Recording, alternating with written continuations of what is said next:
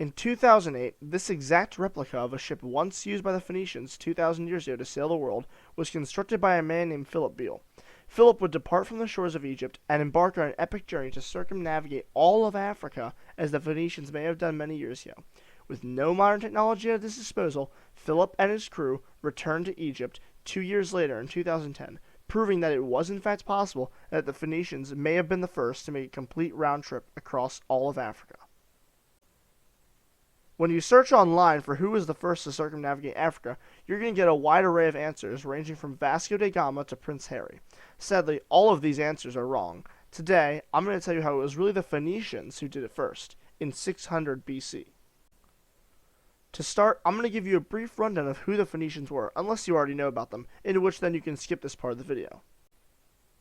The Phoenicians were a group of fiercely independent city-states originating in the areas of modern-day Lebanon, who, driven by their desire for wealth and colonial power, became the greatest sailors, navigators, and shipbuilders of all of the ancient world.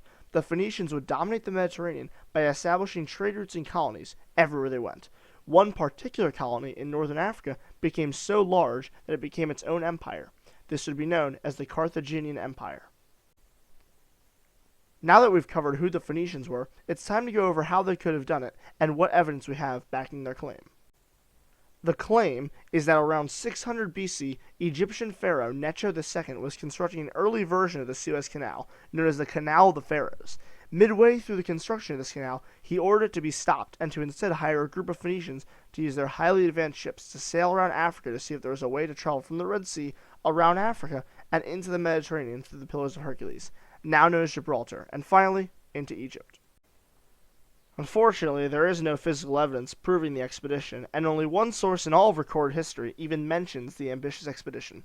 The good news is that that source is an incredibly credible source. Herodotus, the father of all history, who for many videos in the near future is going to be our go-to source for many of these claims in history. When describing the expedition, he goes in detail explaining how they did it and how long they took.